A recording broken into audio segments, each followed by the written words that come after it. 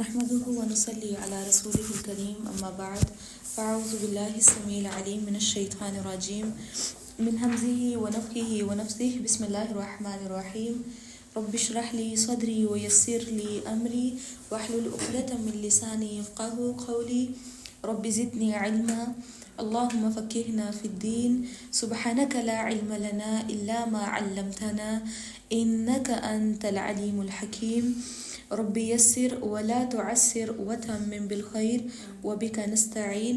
اللہ رب العزت سے دعا ہے کہ اللہ رب العزت ہمیں قرآن کا حق ادا کرنے والوں میں شامل فرمائے۔ اللہ رب العزت ہمیں صحیح طریقے سے پڑھنے، سیکھنے، سمجھنے، عمل کرنے کی توفیق عطا فرمائے۔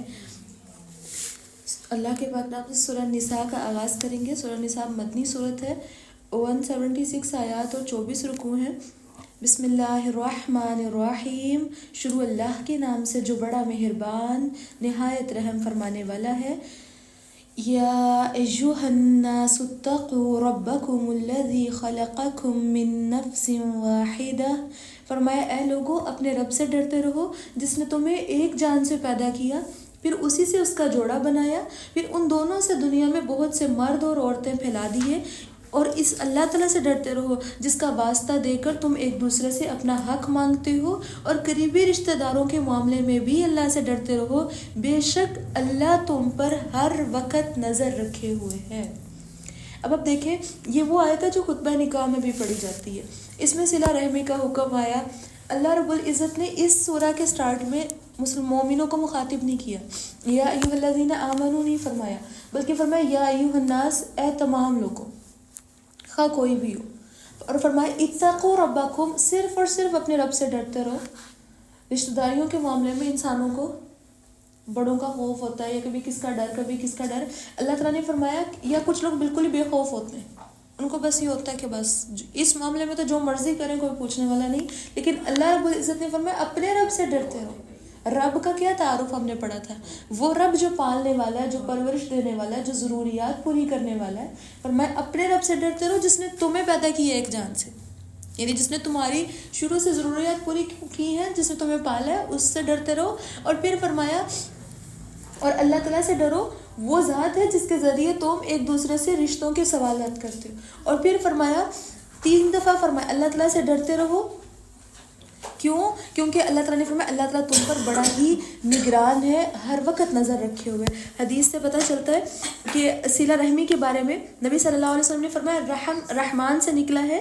اللہ تعالیٰ نے رحم سے کہا جو تجھے ملائے گا میں اسے ملاؤں گا، اور جو تجھے توڑے گا میں اسے بھی توڑ دوں گا، اسے بھی قطع کروں گا۔ پھر اس طرح ایک حدیث آتی ہے، نبی صلی اللہ علیہ وسلم نے فرمایا جو شخص یہ چاہتا ہو کہ اس کے رزق میں فراغی ہو اور اس کی عمر لمبی ہو، تو آپ صلی اللہ علیہ وسلم نے فرمایا اسے چاہیے کہ وہ صلہ رحمی کرے، یعنی صلہ رحمی کریں گے تو عمر میں بھی برکت ہوگی اور رزق میں بھی برکت ہوگی۔ پھر اسی طرح اللہ تعالیٰ نے فرمایا وَآتُوا الْيَتَامَىٰ أَمْوَالَهُمْ، اور یتیموں کو ان کے مال واپس کر دو، اور ان کی کسی اچھی چیز کے بدلے انہیں گھٹیا چیز نہ دو، اور نہ ہی ان کا مال اپنے مال میں ملا کر خود اسے کھانے کی کوشش کرو، یہ بڑے ہی گناہ کی بات ہے۔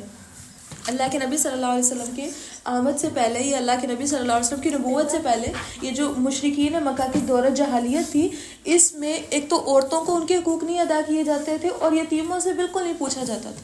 معاشرے کے اندر یہ 2 ہی کمزور طبقے کے لوگ تھے نا، ایک یتیم اور ایک عورت ہیں، تو ان کے ساتھ حد سے زیادہ برا سلوک کیا جاتا تھا۔ تو سورہ نساء کے اندر اللہ رب العزت نے عورتوں کو بھی حقوق دلوائے، اور وہ یتیم بچے جن کے ساتھ ظلم اور زیادتی کی جاتی تھی، اللہ رب العزت نے ان کو بھی ان کے حقوق جو ہیں وہ دین اسلام میں لا کے نافذ کر دیے کہ ان کو ان کے پورے حقوق دیے جائیں گے۔ اور اللہ رب العزت نے فرمایا اگر تمہیں یہ خطرہ ہو کہ یہ 3 لڑکیوں کے بارے میں انصاف نہیں کر سکو گے، تو پھر دوسری عورتیں جو تمہیں پسند آ جائیں 2 3 یا 4 تک نکاح کر لو، لیکن ساتھ ہی فرمایا اگر تمہیں یہ ڈر ہو کہ تم انصاف نہیں کر سکو گے تو پھر ایک ہی کافی ہے، یا پھر وہ کنیزیں جو تمہارے قبضے میں ہوں، بے انصافی سے بچنے کے لیے یہ بہترین یہ بہترین قرین ثواب ہے۔ حدیث سے پتہ چلتا ہے کہ وہ شخص جس کی ایک سے زیادہ بیویاں ہوں اور وہ ان میں انصاف نہ کر سکتا ہو یا ان میں انصاف نہیں کرتا ہوگا تو کل قیامت کے دن وہ اس حالت میں آئے گا کہ اس کے جسم کا ایک حصہ مفلوج ہوگا، مطلب اس نے دنیا میں ایک طرف ہوا تھا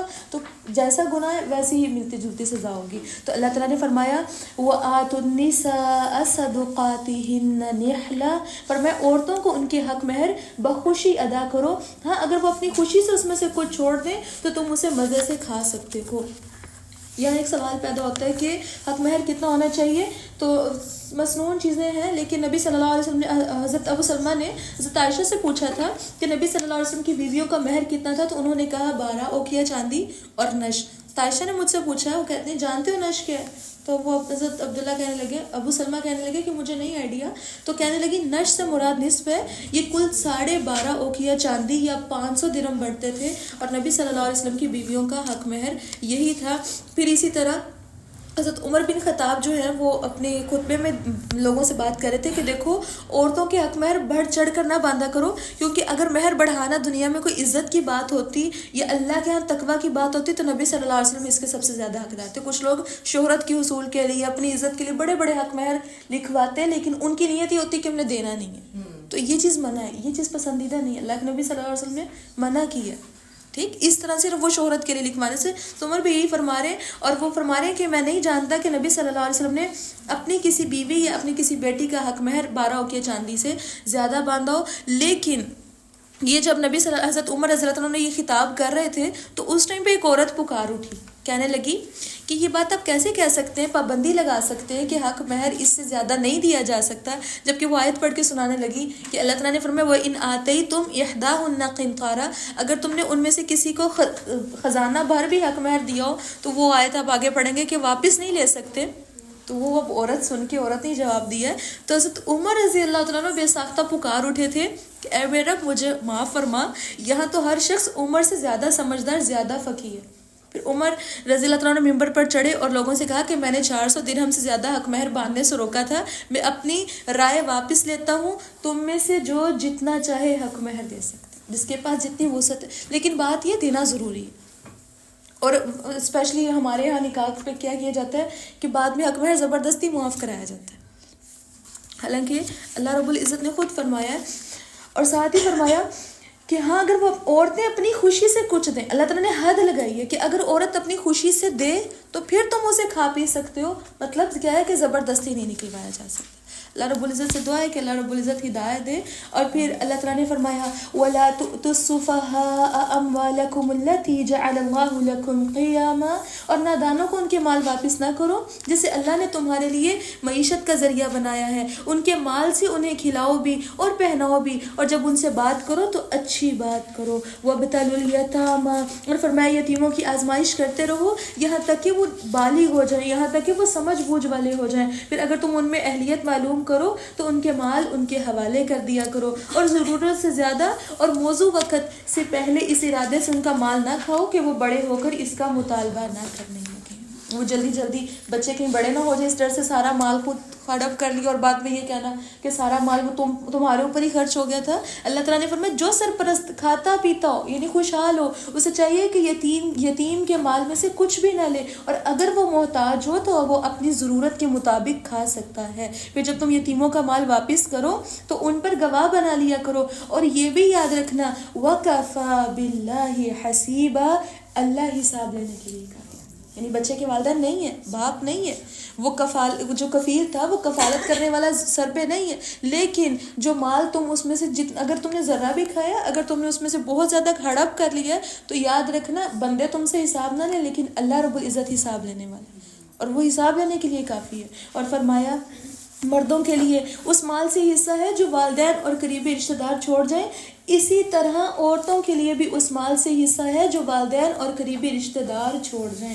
زمانہ جاہلیت میں جب کوئی فوت ہوتا تھا عورتوں کو تو بالکل نہیں حصہ ملتا تھا، عورتوں کو تو بالکل بھی کچھ نہیں سمجھا جاتا تھا، تو اللہ تعالیٰ نے فرمایا جیسے مردوں کا حق ہے ویسے ہی عورتوں کا بھی حق ہے، اور فرمایا خواہ یہ مال تھوڑا ہو یا زیادہ ہو ہر ایک کا طے شدہ حصہ ہے، اور مال کے تقسیم کرنے کے وقت اگر رشتہ دار یتیم اور مسکین موجود ہوں تو انہیں بھی کچھ نہ کچھ دے دو، اور انہیں ان سے اچھے طریقے سے بات کرو. مطلب کیا، جب کوئی فوت ہو جائے اور اس کے فوت ہو جانے کے بعد جب مال وراثت تقسیم کیا جا رہا ہو، تو اگر کوئی چھوٹے بچے موجود ہوں وہاں پر، یا کوئی اور جو وراثت کے حصہ دار تو نہیں ہے، حقدار تو نہیں ہے، لیکن وہاں موجود ہے ابھی، تو اللہ تعالیٰ نے فرمایا ان کو بھی کچھ نہ کچھ دیا جائے گا. کیوں؟ کیونکہ وہ دیکھ رہے ہیں. اللہ تعالیٰ نے فرمایا لوگوں کو اس بات سے ڈرنا چاہیے کہ اگر وہ خود اپنے پیچھے چھوٹی چھوٹی اولاد چھوڑ جائیں تو انہیں ان کے متعلق کتنا خوف ہوتا ہوگا، لہٰذا انہیں اللہ سے ڈرتے رہنا چاہیے اور جو بات کریں صاف اور سیدھی کریں. اللہ تعالیٰ نے فرمایا لوگوں کو ایسے ہی ڈرنا چاہیے دوسرے یتیم بچوں کے معاملات میں جیسے کہ وہ اپنے بچوں کے بارے میں خوف رکھتے ہیں. یعنی اگر وہ چاہتے ہیں کہ اگر وہ دنیا سے چلے جائیں ان کے بچوں کے ساتھ کیسا سلوک کیا جائے، تو ان کو چاہیے وہ یتیم بچوں کے ساتھ بھی ویسا سلوک کریں، کیونکہ ان کو اپنی زندگی کے بارے میں نہیں پتا کہ وہ کب دنیا سے چلے جائیں گے. اور اللہ تعالیٰ نے فرمایا ان الذین یأکلون اموال الیتامی ظلما، فرمایا جو لوگ ظلم سے یتیموں کا مال کھا جاتے ہیں وہ در حقیقت اپنے پیٹ میں آگ بھرتے ہیں. نبی صلی اللہ علیہ وسلم نے فرمایا 7 ہلاک کرنے والے گناہوں سے بچو. صحابہ نے پوچھا وہ کون سے ہیں؟ تو آپ صلی اللہ علیہ وسلم نے فرمایا اللہ کے ساتھ شرک کرنا، جادو کرنا، جس جان کو قتل کرنا اللہ نے حرام کی ہے اسے قتل کرنا، سود کھانا اور یتیم کا مال کھانا بھی کبیرہ گناہوں میں. اور ساتھ ہی فرمایا لڑائی میں پیٹ پھیر جانا اور پاک دامن مومن عورت پر تہمت لگانا، یہ سارے کبیرہ گناہوں میں شامل. اور پھر اسی طرح حدیث سے پتہ چلتا ہے، نبی صلی اللہ علیہ وسلم نے معراج کا واقعہ بیان کرنے کے دوران فرمایا میں نے چند لوگوں کو دیکھا جن کے ہونٹ اونٹوں جیسے تھے، اور ایک فرشتہ ان کے ہونٹ کھول کھول کر منہ میں آگ کے انگارے ڈالتا تھا، وہ ان کے نیچے سے نکل جاتے تھے اور وہ درد کے مارے چیختے اور چلاتے تھے. پھر فرشتہ اور انگارے ان کے منہ میں ڈالتا تھا اور انہیں مسلسل یہ عذاب ہو رہا تھا، یعنی آگ کے انگارے منہ میں ڈال رہا تھا اور وہ پیٹ کے نیچے سے باہر نکل رہے تھے. تو میں نے جبرائیل علیہ السلام سے پوچھا کہ یہ کون لوگ ہیں؟ تو جبرائیل علیہ السلام نے فرمایا یہ وہ لوگ ہیں جو یتیموں کا مال ناحق کھاتے ہیں. اللہ سے دعا ہے کہ اللہ رب العزت ہدایت دے اور سمجھ دے. پھر اللہ تعالیٰ نے فرمایا ان قریب وہ لوگ جہنم میں ہوں گے. یوصیکم اللہ فی اولادکم، اللہ تعالیٰ تمہاری اولاد کے بارے میں تمہیں وصیت کرتا ہے کہ مرد کا حصہ 2 عورتوں کے برابر ہوگا. یہ جو اب یہ جو ٹاپک آگے سے شروع ہو رہا ہے علم المیراث کہتے ہیں اسے، علم الفرائض بھی اسے کہتے ہیں. آپ صلی اللہ علیہ وسلم نے فرمایا علم الفرائض اور قرآن خود سیکھو اور لوگوں کو سکھاؤ اس لیے کہ میں وفات پانے والا. پھر اسی طرح پتہ چلتا ہے کہ حضرت عائشہ رضی اللہ تعالیٰ عنہ اس علم المیراث کے اندر بڑی ایکسپرٹ تھی. بڑے بڑے صحابہ کرام حضرت عائشہ سے جا کے پوچھا کرتے تھے کہ اس معاملے کو یہ اتنے لوگ ہیں اور اتنا حصہ ہے تو کس کو کتنا ملے گا اور کیا ہونا چاہیے. تو حضرت عائشہ رضی اللہ تعالیٰ عنہ فتویٰ دیا کرتی تھی اپنے ٹائم میں. پھر اسی طرح حدیث سے پتہ چلتا ہے نبی صلی اللہ علیہ وسلم نے فرمایا اگر کوئی شخص وصیت کرنا چاہتا ہو تو اسے 2 راتیں بھی سال میں نہیں گزارنی چاہیے کہ وصیت اس کے پاس لکھی ہوئی موجود نہ ہو. تو مطلب اپنی موت کی تیاری میں یہ بھی شامل ہے کہ جتنے کمال کی اگر کوئی پہلے بات تو یہ کہ 1/3 کی وصیت کی جا سکتی ہے تو اس کی وصیت لکھ کے رکھ دینی چاہیے. پھر اسی طرح اللہ تعالیٰ نے فرمایا اگر اولاد میں صرف لڑکیاں ہی ہوں اور وہ 2 سے زائد ہوں تو ان کا حصہ 2/3 حصہ ہے، اور اگر ایک ہی ہو تو اس کے لیے چھوڑے ہوئے مال کا آدھا حصہ ہے. اور اگر میت کی اولاد بھی ہو اور والدین بھی تو والدین میں سے ہر ایک کا 6واں حصہ ہے، اور اگر میت کی اولاد نہ ہو تو اس کے وارث صرف والدین ہوں تو ماں کا 1/3 حصہ ہے، اور اس کے بہن بھائی بھی ہوں تو ماں کا 6واں حصہ ہے. اور یہ تقسیم میت کا قرضہ اور اس کی وصیت کے ادا کرنے کے بعد ہوگا. اللہ رب العزت نے اب دیکھیے گا ہر آیت کے اینڈ پہ یہ بات آئے گی کہ اللہ رب العزت نے فرمایا ہے کہ مال جو آپس میں تقسیم کرنا ہے وہ تقسیم تو اللہ تعالیٰ نے بتا دی کس کو کتنا ملے گا، لیکن وہ تقسیم تب کرنا ہے جب میت کے اوپر سے قرض ادا کیا جائے، اور اگر اس نے کوئی وصیت لکھی ہے تو اس وصیت کو پورا کیا جائے. اور پھر اللہ تعالیٰ نے فرمایا اور تم یہ نہیں سمجھ سکتے کہ تمہیں فائدہ پہنچانے کے لحاظ سے تمہارے والدین اور تمہاری اولاد میں سے کون تمہارے قریب تر ہے. ہوتا ہے کیا ہے جب انسان اپنی مرضی سے مال تقسیم کرنے کے چکروں میں پڑتا ہے نا، یہ سوچتا ہے تو انسان اس ٹائم پہ یہ سوچ کے مال کسی کو زیادہ دیتا ہے کہ یہ کل ہمارے کام آ سکتا ہے، یہ ہمیں فائدہ دے سکتا ہے، اور کچھ کو مال کم دیتا ہے کہ اس نے ہمیں کون سا فائدہ دینا ہے، انہوں نے تو چلے جانا ہے، یا انہوں نے کون سا ہمارے پاس رہنا ہے، ان سے تو کام پڑ سکتا ہے، ان سے خدمت لینی پڑ سکتی ہے، یا یہ ہمارے کام آ سکتے ہیں. تو اللہ تعالیٰ نے فرمایا تم نہیں جانتے کہ تمہیں فائدہ پہنچانے کے لحاظ سے تمہارے والدین اور تمہاری اولاد میں سے کون تمہارے قریب تھا. اور فرمایا یہ اللہ کی طرف سے مقرر کردہ حصے ہے، بے شک اللہ تعالیٰ سب کچھ جاننے والا اور حکمت والا ہے. اللہ رب العزت نے وہ تمام معاملات قرآن پاک میں خود واضح کر کے ایکسپلین کی ہیں جہاں پہ لوگوں کے آپس میں فتنہ اور فساد میں پڑنے کا ڈر تھا. لیکن اس کے باوجود ہم ٹاپکس نکالتے ہی رہتے ہیں، بھائی یہاں پہ بھی لڑ لیا جائے، یہاں پہ بھی لڑ لیا جائے.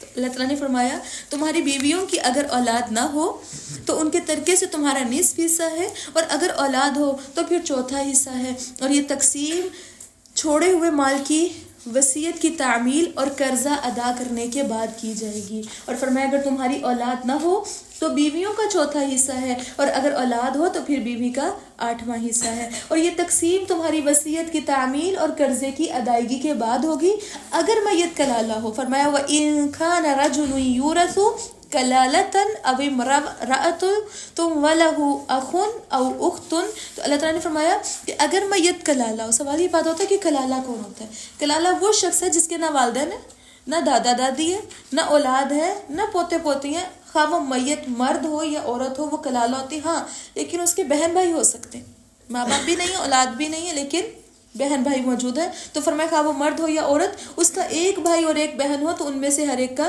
چھٹا حصہ ہے. اور اگر بہن بھائی زیادہ ہوں تو سب تہائی حصے میں شریک ہوں گے. اور یہ تقسیم میت کی وصیت کی تعمیل اور قرض کی ادائیگی کے بعد ہوگی، شرط یہ کہ قرض کی ادائیگی یا وصیت کی تعمیل میں بھی کسی کو نقصان نہ پہنچ رہا ہو. وصیت بھی تب پوری کی جائے گی جب اس میں کسی کا نقصان نہیں ہو رہا. یعنی کوئی بندہ وصیت یہی کر جائے کہ سارا مال ہی فلاں کو دے دیا جائے، اس میں تو باقیوں کی حق تلفی ہوگی. تو ایسی وصیتیں نہیں پوری کی جا سکتی. اور ساتھ ہی اللہ تعالیٰ نے فرمایا یہ اللہ کی طرف سے مقرر کردہ حصے ہیں، اور اللہ تعالیٰ سب کچھ جاننے والا اور بردبار ہے، اور یہ اللہ کی حدود ہیں. اللہ تعالیٰ نے فرمایا جو شخص اللہ اور اس کے رسول کی اطاعت کرے گا اللہ تعالیٰ انہیں ایسے باغات میں داخل کرے گا جن کے نیچے نہریں جاری ہیں، وہ ان میں ہمیشہ رہیں گے، اور یہ بہت ہی بڑی کامیابی ہے. اور فرمایا وَمَن يَعْصِ اللَّهَ وَرَسُولَهُ وَيَتَعَدَّ حُدُودَهُ، جو اللہ اور اس کے رسول کی نافرمانی کرے گا، اللہ کی حدود سے آگے نکل جائے گا تو وہ اسے دوزخ میں داخل کرے گا جس میں وہ ہمیشہ رہے گا اور اسے رسوا کرنے والا عذاب ہوگا. اور فرمایا وَاللَّاتِي يَأْتِينَ الْفَاحِشَةَ مِن نِّسَائِكُمْ، اور میں تمہاری عورتوں میں سے جو بدکاری کی مرتکب ہوں اور وہ ان پر اپنے میں سے 4 آدمیوں کو گواہ بنا لو، اگر وہ گواہی دے دیں تو انہیں گھروں میں بند رکھو یہاں تک کہ موت ان پر آ جائے، اور اللہ ان کے لیے کوئی یا پھر اللہ ان کے لیے کوئی اور راستہ پیدا کر دے. اللہ تعالیٰ نے فرمایا وہ ان کو گھر میں باندھ کر رکھا جائے گا، ایسی عورتوں کو جو زنا کرتی ہیں، فحاشی کے کام کرتی ہیں، یہاں تک کہ وہ اپنے گھر میں اپنی موت خود بخود مر جائیں، یعنی ان کو قید کر دیا جائے گا. لیکن ساتھ ہی اللہ تعالیٰ نے فرمایا یا اللہ تعالیٰ ان کے لیے کوئی اور راستہ نکال دے. پھر وہ کوئی اور راستہ کیا نکالا گیا تھا کہ اگر وہ عورتیں شادی شدہ تو پھر رجم کر دیا جائے گا، پتھر مار مار کے قتل کر دیا جائے گا، اور اگر وہ شادی شدہ نہیں ہے تو پھر 100 کوڑے لگائے جائیں گے. یہ حکم بعد میں آیا، ٹھیک ہے، تو پہلے یہ حکم تھا، مطلب یہ حکم منسوخ ہو چکا ہے اور وہ ناسخ آگے. اور پھر اللہ تعالیٰ نے فرمایا اور تم میں سے جو مرد اور عورت اس فعل کا ارتکاب کرے انہیں اذیت دو، اور اگر وہ توبہ کر لیں اور اپنی اصلاح کر لیں تو ان کا پیچھا چھوڑ دو. یعنی اگر کسی سے کوئی گناہ ہوا ہے، کسی سے کوئی غلطی کوئی گناہ ہو گئی ہے تو پھر اس چیز کو ہائی لائٹ کر کے اس کو بار بار اذیت نہیں دی جائے گی. فرمایا پھر ان کا پیچھا چھوڑ دو اگر وہ توبہ کر کے اپنی اصلاح کر لیں. اور پھر فرمایا بے شک اللہ تعالیٰ توبہ قبول کرنے والا اور رحم کرنے والا ہے. اللہ تعالیٰ پر قبولیت توبہ کا حق صرف ایسے لوگوں کے لیے ہے، فرمایا جو غلطی سے گناہ کرتے ہیں پھر جلد ہی توبہ کر لیتے ہیں. اللہ تعالیٰ نے فرمایا اللہ تعالیٰ کے اوپر لازم اللہ تعالیٰ نے اپنے قرار دے لیے کہ جس بندے سے کوئی غلطی کوئی گناہ ہوگا اور وہ غلطی سے یعنی بائی چانس ہوا، ڈٹائی اور سرکشی سے نہیں، پھر وہ بندہ توبہ کر لیتا ہے اور توبہ بھی قریب سے کرتا ہے. قریبی توبہ کا کیا مطلب ہے؟ اسے گناہ تو ہو گیا لیکن اس کو فوراً ہی ریلائز ہوگا کہ مجھے یہ نہیں کرنا چاہیے تھا، اور وہ فوراً ہی توبہ کر لیتا ہے. یعنی وہ توبہ کے لیے یہ نہیں کہتا کہ اچھا کل صحیح پرسوں صحیح، اور کل پرسوں تک تو انسان بھول جاتا ہے. ان سے گناہ ہو جائے تو ان کو فوراً وہ چین نہیں آتا، ان کو سکون نہیں آتا، ان کو اذیت محسوس ہوتی ہے کہ ہم نے غلط کام کر لیا، ہم نے ایک نافرمانی کر لی ہے. پھر وہ اللہ سے توبہ کرتے ہیں تو اللہ تعالیٰ ان کی توبہ کو فوراً قبول کر لیتے ہیں. اور اللہ تعالیٰ نے فرمایا اللہ تعالیٰ ایسے ہی لوگوں کی توبہ قبول کرتا ہے، اور اللہ تعالیٰ سب کچھ جاننے والا اور حکمت والا ہے. توبہ ان لوگوں کے لیے نہیں ہے جو برے کام کرتے رہتے ہیں، حتیٰ کہ ان میں سے جب کسی کو موت آ جاتی ہے تو کہنے لگتا ہے کہ میں اب توبہ کرتا ہوں. حرام کام کرتے رہے، آپ دیکھا کہ اب کوئی اور آپشن نہیں ہے، تب اللہ تعالیٰ سے توبہ کرتے ہیں تو اللہ تعالیٰ نے فرمایا تب توبہ قبول نہیں ہوگی. وہ ہم پڑھتے ہیں آگے بھی جا کے پڑھیں گے کہ جب فرعون جب پانی میں ڈوب گیا تھا اور اس نے دیکھا تھا کہ اب تو میری موت کا وقت آ گیا اور کوئی مجھے نہیں بچا سکتا, تو اس نے کیا کہا تھا کہ میں موسیٰ کے رب پر ایمان لاتا ہوں. تو جبرائیل علیہ السلام نے اس کے منہ میں کیچڑ ڈالا تھا, کیونکہ یہ توبہ کی قبولیت کا ٹائم نہیں ہے, یہ توبہ کا وقت ہی نہیں ہے. اسی طرح حدیث سے پتہ چلتا ہے کہ توبہ کا دروازہ ہر وقت کھلا ہے, لیکن جب قیامت کی بڑی بڑی نشانیاں ظہور پذیر ہو جائیں گی تو توبہ کا دروازہ اس ٹائم پہ بند کر دیا جائے گا. اور وہ بڑی بڑی نشانیاں کون سی؟ سورج مغرب سے طلوع ہو جائے گا, کوئی توبہ قبول نہیں ہوگی. اور اللہ تعالیٰ نے فرمایا اور نہ ہی توبہ ان لوگوں کے لیے ہے جو کفر کی حالت میں مر جاتے ہیں, ایسے لوگوں کے لیے تو ہم نے دردناک عذاب تیار کر رکھا ہے. یا ایھا الذین آمنوا, اے لوگوں جو ایمان لائے ہو, تمہارے لیے یہ جائز نہیں ہے کہ تم زبردستی عورتوں کے وارث بن جاؤ, اور نہ ہی انہیں اس لیے روکو کہ جو مال یعنی حق مہر وغیرہ تم انہیں دے چکے ہو اس کا کچھ حصہ واپس لے لو, مگر یہ کہ وہ بد چلنی کا ارتکاب کرتی ہوں, یعنی وہ فاحشہ ہوں, ان کے ساتھ اچھے طریقے سے زندگی بسر کرو. اور اگر تمہیں وہ ناپسند ہو تو ہو سکتا ہے کہ کوئی چیز تمہیں ناگوار ہو, مگر اللہ نے اس میں بہت بھلائی رکھ دی ہو. ہوتا کیا ہے جب کسی کا نکاح ہوتا ہے تو زوج کے اندر اگلے خواہ وہ مرد ہے خواہ وہ عورت ہے 100% پرفیکٹ انسان کسی کو بھی نہیں ملتا. تو اللہ تعالیٰ نے فرمایا کچھ نہ کچھ کمی ہوگی, کچھ نہ کچھ کوتاہی ہوگی, تو اللہ تعالیٰ نے فرمایا اس میں کوئی نہ کوئی حکمت ہوگی. سم ٹائمز کسی کا اخلاق اتنا اچھا ہوتا ہے لیکن اس کے پاس مال نہیں ہوتا, کسی مرد کے پاس سم ٹائمز کسی مرد کے پاس مال بہت ہوتا لیکن اخلاق اچھا نہیں ہوتا. تو اللہ تعالیٰ نے فرمایا کہ تمہیں ہر چیز پرفیکٹ نہیں ملے گی, اور ساتھ ہی فرمایا کہ اگر تمہیں کوئی چیز ناگوار لگے گی تو اللہ نے اس میں بھلائی بھی رکھی ہوگی. صرف خامیوں کو ہی نہیں ڈھونڈتے رہا کرے, بلکہ اللہ تعالیٰ نے فرمایا اس میں کوئی نہ کوئی اچھائی بھی ہوگی. اور ساتھ ہی فرمایا اور اگر تم ایک بیوی کی جگہ دوسری بیوی لانا چاہو اور تم نے اسے ڈھیر سارا مال دیا ہو یا اس میں سے کچھ یا تھوڑا دیا ہو, فرمایا اس میں سے کچھ بھی واپس نہ لو. حدیث سے پتہ چلتا ہے نبی صلی اللہ علیہ وسلم نے فرمایا اپنا صدقہ, اور دوسری روایت کے مطابق اپنا ہبہ یعنی اپنا دیا ہوا گفٹ یا دیا ہوا صدقہ واپس لینے والا اس کتے کی طرح ہے جو قے کو چاٹ لیتا ہے. اس لیے اللہ تعالیٰ نے فرمایا کہ حق مہر خواہ زیادہ تھا یا تھوڑا تھا, یا پھر کوئی بھی چیز جو عورتوں پہ خرچ کر دی گئی ہے وہ ان سے واپس نہیں لی جا سکتی. اور ساتھ ہی فرمایا کیا تم اس پر بہتان رکھ کر اور سری گناہ کے مرتکب ہو کر اس سے مال لینا چاہتے ہو, اور تم لے بھی کیسے سکتے ہو جبکہ تم ایک دوسرے سے فائدہ اٹھا چکی ہو اور وہ تم سے پختہ عہد لے چکی ہیں. اور جن عورتوں کو تمہارے باپ نکاح میں لا چکے ہیں ان سے نکاح نہ کرو, مگر جو پہلے ہو چکا سو ہو چکا. پہلے دور میں کیا ہوتا تھا, ستیلی ماں سے نکاح ہو سکتا تھا, یعنی باپ نے طلاق دے دی ہے تو بیٹا نکاح کر لیتا تھا. تو اللہ تعالیٰ نے فرمایا جو پہلے ہو چکا سو ہو چکا. یہ بڑی بے حیائی اور بیزاری کی بات ہے اور برا چلن ہے. اور اللہ تعالیٰ نے فرمایا حرمت علیکم امہاتکم, حرام رشتوں کا ذکر کیا جا رہا ہے جن سے نکاح نہیں کیا جا سکتا. فرمایا تم پر حرام کر دی گئی ہیں تمہاری مائیں, اور یہ وہ رشتے ہیں جن کے سامنے بھی جایا جا سکتا ہے, مطلب وہ پردہ نہیں کرتے. تمہاری مائیں, بیٹیاں, بہنیں, تمہاری پھوپھیاں, تمہاری خالائیں, بھتیجیاں, بھانجیاں, اور تمہاری وہ مائیں جنہوں نے تمہیں دودھ پلایا, تمہاری دودھ شریک بہنیں.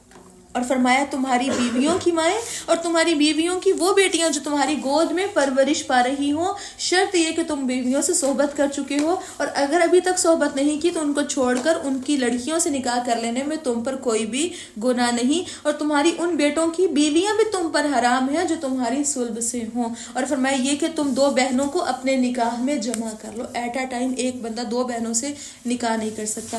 فرمایا مگر جو پہلے گزر چکا. اب یہاں پہ بات ہوئی رضاعت کی, تو رضاعت کچھ لوگ کہتے ہیں کہ کسی نے اگر ایک دو گھونٹ بھی دودھ پی لیا تو وہ اس کی ستیلی اس کی وہ رضائی ماں بن گئی ہوئی ہے, وہ رضائی بہن بھائی بن گئے. بلکہ حدیث سے یہ پتہ چلتا ہے نبی صلی اللہ علیہ وسلم نے فرمایا ایک یا دو بار دودھ پینے سے رضاعت کی حرمت ثابت نہیں ہوتی, بلکہ ملتا ہے کہ پیٹ بھر کر دودھ پینے سے رضاعت ثابت ہوتی ہے. اور پھر اللہ تعالیٰ نے فرمایا, اسی طرح ایک اور حدیث سے پتہ چلتا ہے نبی صلی اللہ علیہ وسلم نے فرمایا پھوپھی بھتیجی اور خالہ بھانجی کو بھی نکاح میں جمع نہیں کیا جائے گا. اسی طرح اللہ تعالیٰ نے فرمایا جو پہلے ہونا تھا ہو گیا, مگر ان اللہ کان غفور الرحیم, جو پہلے ہو چکا ہے اللہ تعالیٰ بڑا بخشنے والا, بڑا ہی رحم کرنے والا ہے.